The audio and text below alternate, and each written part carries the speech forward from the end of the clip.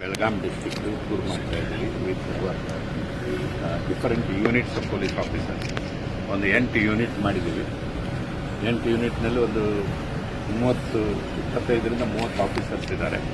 ಆ 30 ಆಫೀಸರ್ಸು ಬೇರೆ ಬೇರೆ, ಮೊದಲು ಬೆಳಗಾವಿ ಮಾಡಿದ್ವಿ ನಿನ್ನೆ ಪೂರ್ತಿ. ಇವತ್ತು ಬೇರೆ ಬೇರೆ ತಾಲೂಕುಗಳಿಗೆ ನಮ್ಮ ಡಿಫರೆಂಟ್ ಟೀಮ್ಸ್ ಹೋಗ್ತಾ ಇದ್ದೀವಿ.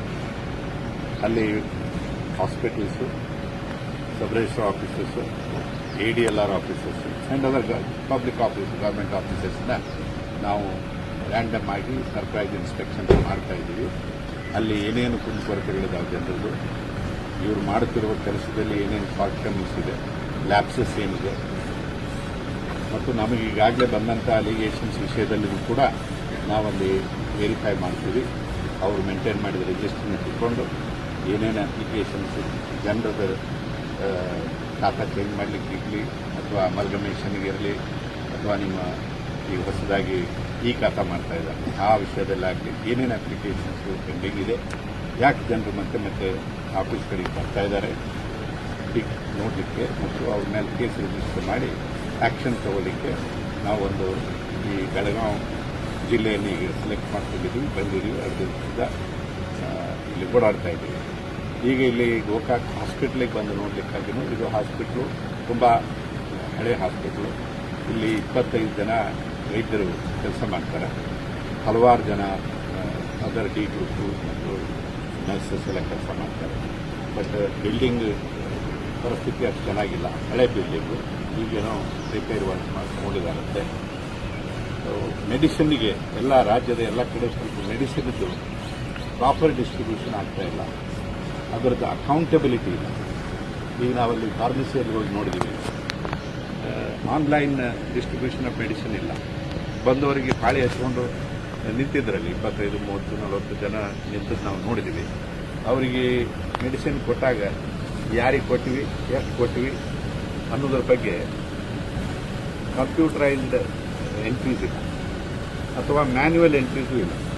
ಬರೀ ಅವ್ರೇನು ತೋರಿಸಿದ್ರೆ ನಮಗೆ ಒಂದು ರಿಜಿಸ್ಟರ್ ಮೇಂಟೈನ್ ಮಾಡಿದ್ದಾರೆ, ಅದರಲ್ಲಿ ಈ ಮೆಡಿಸಿನ್ ಎಷ್ಟು ಮಂದಿ ಕೊಟ್ಟಿವಿ ಅಂತ ಅನ್ನೋದು ಬರೀತಾರೆ. ಆ ಮೆಡಿಸಿನ್ ಹೆಸರು ಬರೀತಾರೆ, ಮುಂದೆ 6 7 ಅಂತ ಬರೀತಾರೆ.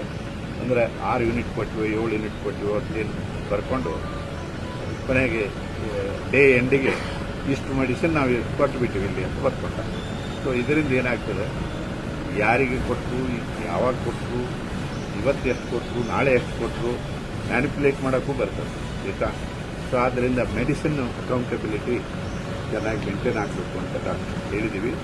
ಅವರು ಬರೆದಿದ್ದಾರಂತೆ ಕಂಪ್ಯೂಟರೈಸ್ಡ್ ಇದು ಬೇಕು, ನಮಗೆ ಮೆನ್ ಬೇಕು, ಬಂದ ನಂತರ ನಾವು ಮಾಡ್ತೀವಿ, ಆದಷ್ಟು ಶೀಘ್ರ ಕಂಪ್ಲೀಟ್ ಆಗ್ತದೆ.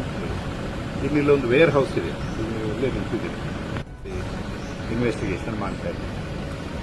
ನಾವು ನೋಡಲಿಕ್ಕಾಗಿನೂ 22ನೇ ಇಸ್ವಿಯಿಂದ ಇಲ್ಲಿ ತನಕ ಒಂದು ಅರೌಂಡ್ 9.5 ಲಕ್ಷ ರೂಪಾಯಿದು ಮೆಡಿಸಿನ್ ವೇಸ್ಟ್ ಆಗಿದೆ.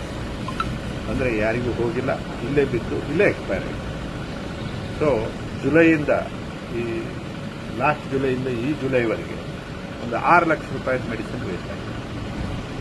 ಸೊ ಅದಕ್ಕೆ ಇವರು ಬೇರೆ ಬೇರೆ ಕಾರಣಗಳನ್ನು ಕೊಡ್ತಾ ಇದ್ದಾರೆ. ಅದಕ್ಕೆ ನಾವು ಇವರು ನೋಟಿಸ್ ಇಶ್ಯೂ ಮಾಡ್ತೀವಿ, ಏನು ಕಾರಣ ಇದೆ ಅದನ್ನು ಕೇಳ್ತೀವಿ.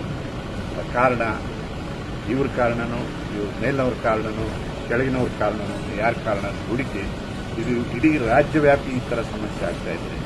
ಒಂದು ಯೂನಿಟ್ನಲ್ಲಿ 70 ಲಕ್ಷ ರೂಪಾಯಿ ಈ ಥರ ವೇಸ್ಟ್ ಆಗ್ತಿದ್ರೆ ಇನ್ನು ಇಡೀ ರಾಜ್ಯದಲ್ಲಿ ಎಷ್ಟು ಮೆಡಿಸಿನ್ ವೇಸ್ಟ್ ಆಗ್ತಿರ್ಬೋದು.